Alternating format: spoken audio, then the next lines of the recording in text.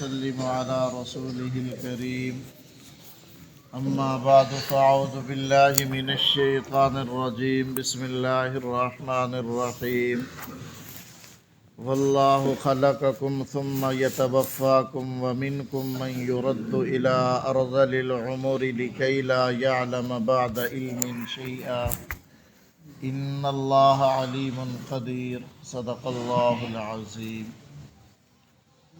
پہلی آیات میں اللہ تعالیٰ نے پانی، نباتات، شہد کی مکھی اور دیگر مخلوقات کے بارے میں اپنی قدرت کی نشانیاں اور مخلوق پر اپنے انعامات کا ذکر فرمایا تھا۔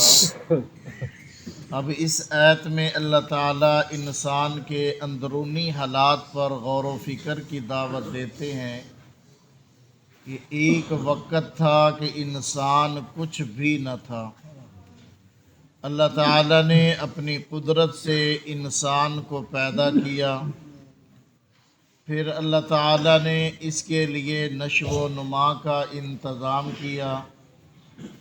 اللہ تعالیٰ نے اس کی تمام تر ضروریات کا دنیا میں آنے سے پہلے انتظام کیا، پھر اس پر بچپن کا دور آیا، پھر اس پر جوانی کا دور آیا، اور اس دوران اللہ کے سینکڑوں انعامات انسان پر ہوتے رہے۔ پھر اس کے بعد ایک بڑھاپے کا دور آتا ہے، اس میں بھی اللہ کے انعامات و احسانات اس پہ برستے رہے۔ پھر اس کے بعد مرحلہ آیا موت کا اور کہانی ختم۔ اللہ تعالیٰ فرماتا ہے اپنی زندگی پر ذرا غور و فکر کر، وفی انفسکم افلا تبصرون۔ اللہ تعالیٰ فرماتا ہے تم اپنی نفس میں، اپنی جان میں، اپنی ذات میں غور و فکر کرو، کیا تمہیں اللہ کی قدرتیں نظر نہیں آتی؟ اللہ کے انعامات و احسانات تمہیں نظر نہیں آتے؟ اگر انسان تھوڑی دیر کے لیے تنہائی میں بیٹھ کر اللہ کے ان انعامات کو سوچے جو اس کی پیدائش سے لے کر بڑھاپے تک اور بڑھاپے سے موت تک ان حالات میں اللہ کے جو انعامات اس پر ہیں، اللہ کے جو احسانات ہیں، ان کو سوچے تو اللہ کی معرفت، اللہ کی محبت حاصل ہو جائے گی۔ لیکن ہم اس بات پہ غور و فکر کرنے کو تیار ہی نہیں ہیں۔ آج کے دور میں ہم نے صرف اور صرف روپے پیسے کو اللہ کی نعمت سمجھا ہوا ہے۔ اس کے علاوہ جو سینکڑوں اللہ کی نعمتیں ہیں ان کو ہم نے نظر انداز کیا ہوا ہے، اور ان نعمتوں کی ناقدری ہو رہی ہے۔ مایوسی کا شکار ہیں اور احساس کمتری میں ہم مبتلا ہیں۔ جی ہمارے پاس پیسہ نہیں ہے، دولت نہیں ہے، اس لیے ہمارے پاس کچھ بھی نہیں ہے۔ نہیں، کبھی تنہائی میں بیٹھ کر غور و فکر کرو، اللہ نے تمہیں کتنے انعامات دیے ہوئے ہیں، کتنی نعمتوں سے اللہ نے تمہیں نوازا ہوا ہے۔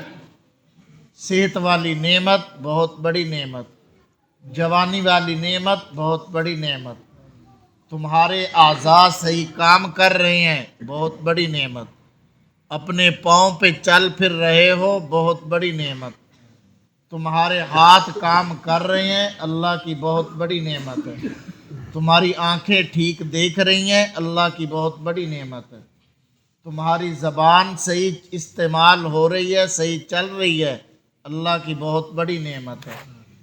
تم جو ہے وہ اپنے اندرونی معاملات میں غور و فکر کرو، تمہیں اللہ کی سینکڑوں نعمتیں سمجھ میں آئیں گی، سینکڑوں اللہ کے انعامات ہیں۔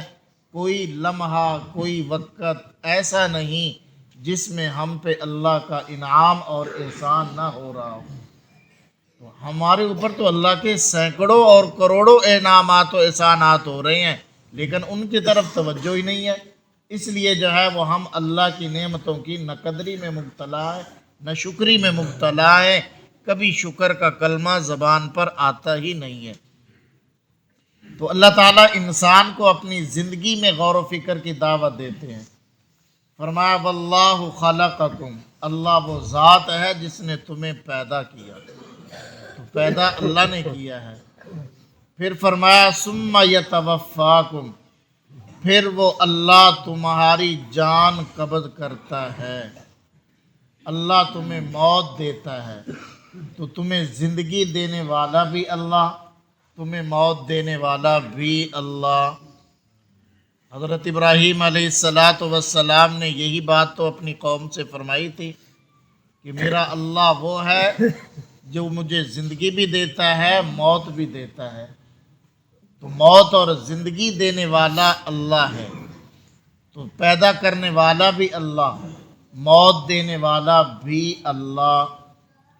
پھر فرمایا اس کے درمیان کا وقت جو ہے، پیدا ہونے کے بعد اور موت سے پہلے کا جو وقت ہے، اس میں سے اللہ بڑھاپے والے مرحلے کو ذکر فرماتے ہیں۔ فرمایا وَمِنْكُمْ مَنْ يُرَدُّ إِلَىٰ أَرْذَلِ الْعُمُرِ، اور تم میں سے بعض تو وہ ہیں جو نکارہ عمر تک پہنچائے جاتے ہیں۔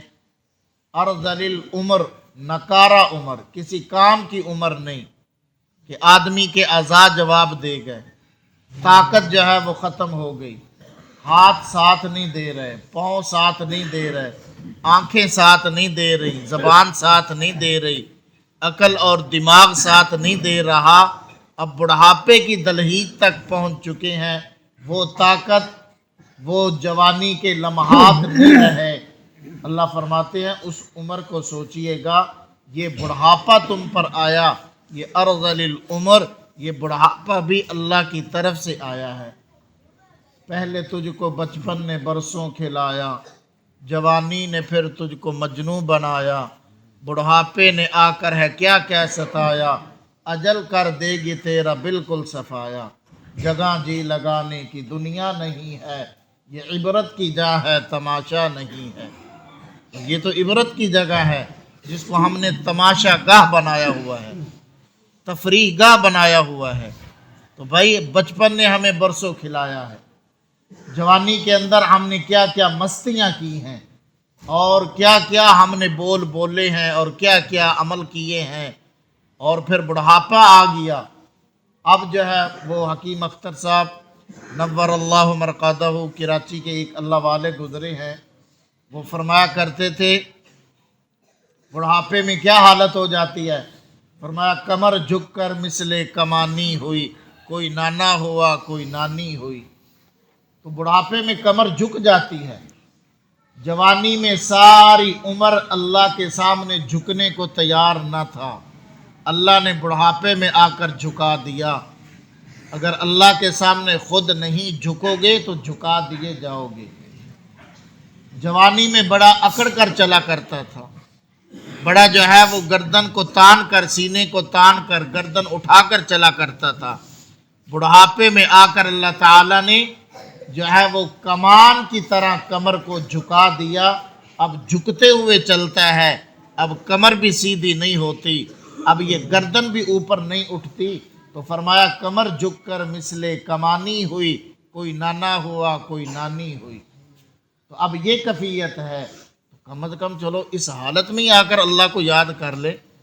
لیکن بدبختی کہ ہم اس عمر میں بھی آ کر اللہ کو یاد کرنے کو تیار نہیں ہیں، اس عمر میں بھی آ کر اللہ کا رستہ، اللہ کے دربار کی طرف آنے کے لیے تیار نہیں ہے۔ تو فرمایا من ارذل العمر، اللہ نے تمہیں ارذل العمر کی طرف دھکیل دیا۔ یہ عمر کس کو کہتے ہیں، اس کی تعریف خود اللہ تعالیٰ نے فرما دی، لِكَيْ لَا يَعْلَمَ بَعْدَ عِلْمٍ شَيْئًا، کہ یہ عمر ایسی ہے تاکہ تم نہ جانو جاننے کے بعد کسی چیز کو بھی۔ بالکل بچوں کی طرح حالت ہو جاتی ہے، جو علم پڑھا تھا، جو جانا تھا، بڑھاپے میں آ کر سب جواب دے گیا۔ اب بڑھاپے میں آ کر بچوں جیسی حرکتیں ہو رہی ہیں، کچھ یاد نہیں رہا کہ کیا پڑھا تھا، کیا علم تھا، کیا کچھ تھا۔ اس لیے رسول پاک صلی اللہ علیہ وسلم نے اس عمر سے پناہ مانگی ہے، اللہم انی اعوذ بک من سوء العمر وفی روایت من ان ارد الی ارذل العمر۔ آپ صلی اللہ علیہ وسلم نے ارذل العمر سے پناہ مانگی ہے، بری عمر سے پناہ مانگی گئی ہے۔ بعض حضرات فرماتے ہیں کہ یہ وقت 80 سال کی عمر کا، بعض کہتے ہیں 90 سال کی عمر کا۔ حضرت علی رضی اللہ تعالیٰ عنہ سے 75 سال کی عمر کا قول بھی منقول ہے کہ اس عمر میں آ کر آدمی ارذل العمر کو پہنچ جاتا ہے۔ لیکن جس کی جوانی اللہ کے قرآن کی تلاوت میں گزری ہے، اللہ اس کو اس عمر میں بھی اس کی زبان کو، اس کی عقل کو محفوظ رکھتے ہیں۔ حضرت اکرمہ رضی اللہ تعالیٰ عنہ فرماتے ہیں کہ اس عمر میں جس نے جوانی میں اللہ کے قرآن کی تلاوت کی ہے، اس عمر میں آ کر اللہ اس کی عقل کو محفوظ رکھتے ہیں۔ شیخ عبدالحق محدث دہلوی رحمہ اللہ فرماتے ہیں جس نے جوانی کی عمر میں اللہ کے قرآن کی دیکھ کر تلاوت کا اہتمام کیا ہے، تلاوت کی پابندی کی ہے، بڑھاپے میں آ کر اللہ اس کی نگاہ کو بھی محفوظ رکھتے ہیں، اس کی عقل کو بھی محفوظ رکھتے ہیں۔ اس کی عقل بھی اپنے ٹھکانے پر رہتی ہے اور اس کی بینائی بھی ختم نہیں ہوتی۔ یہ قرآن کی نورانیت ہے۔ تو جس نے جوانی میں تلاوت کلام اللہ میں گزاری، بڑھاپے میں اللہ اس کی عقل کو، اس کی بینائی کو بھی ٹھیک رکھتے ہیں۔ اللہ ہمیں سمجھنے کی، عمل کی توفیق دے۔